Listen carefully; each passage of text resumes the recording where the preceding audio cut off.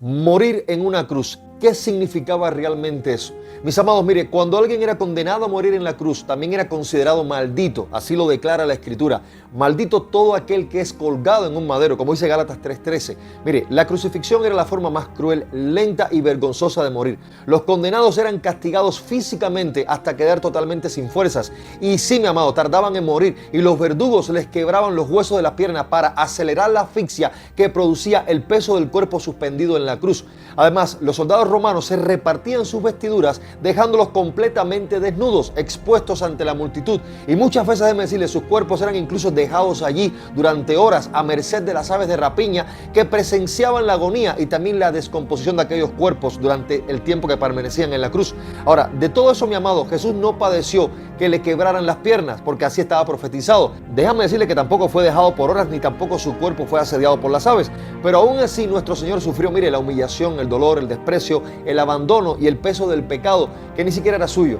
Fue obediente hasta la muerte y muerte de cruz, tomó nuestro lugar, llevó sobre sí nuestra maldad y por medio de su sacrificio, mi amado, nos reconcilió con Dios, otorgándonos sencillamente la vida eterna en Él. Y el hecho de que haya sido crucificado, incluso ante la posibilidad de haber estado completamente desnudo, escuche, no es un motivo para sencillamente evadir decirlo o escandalizarse, sino una razón más para amarlo. Los evangelistas no usaron la palabra desnudo de manera explícita, muy probablemente por respeto al Señor, pero en el contexto bíblico histórico indica que realmente lo estaba. La crucifixión romana era un castigo diseñado no solamente para causar dolor físico, sino también humillación pública total. Los registros históricos romanos y la evidencia arqueológica demuestran que los condenados eran despojados completamente de sus vestiduras, mi amado. Y déjeme decirle que eran clavados en la cruz, pero también avergonzados y expuestos a la vista de todos desnudos. Y Jesucristo, mi amado, pues pasó por todo eso.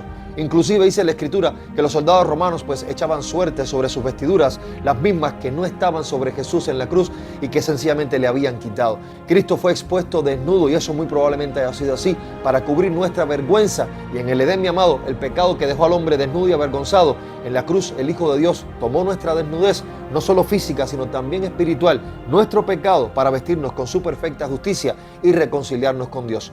Eso, mi amado, es el glorioso intercambio.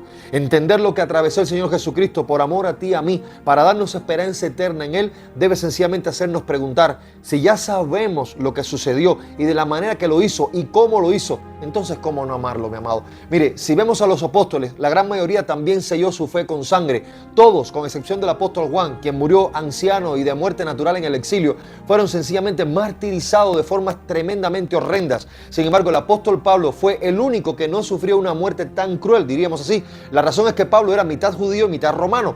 Como judío, los religiosos no habrían incluso dudado en crucificarlo, pero como ciudadano romano eso era imposible. La crucifixión era una muerte reservada para los esclavos y para los peores criminales, gente maldita, y aplicar el castigo a un ciudadano romano era considerado una ofensa y una humillación al propio imperio romano. Por eso Pablo se le concedió la muerte más rápida y menos dolorosa, llamémoslo así, que concedían los romanos. Ser, mire, decapitado, o sea, pasado por la espada.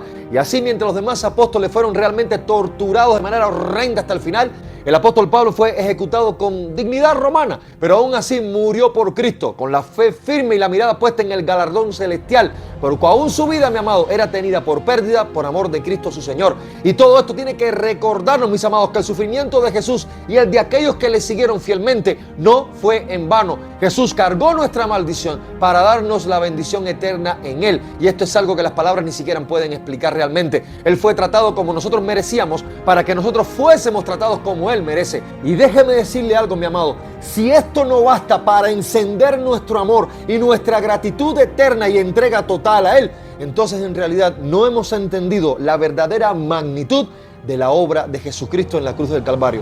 Y Él, mis amados, es el único camino a la salvación eterna. Paz, gracia y misericordia de Dios sea con todos y que el Señor le bendiga.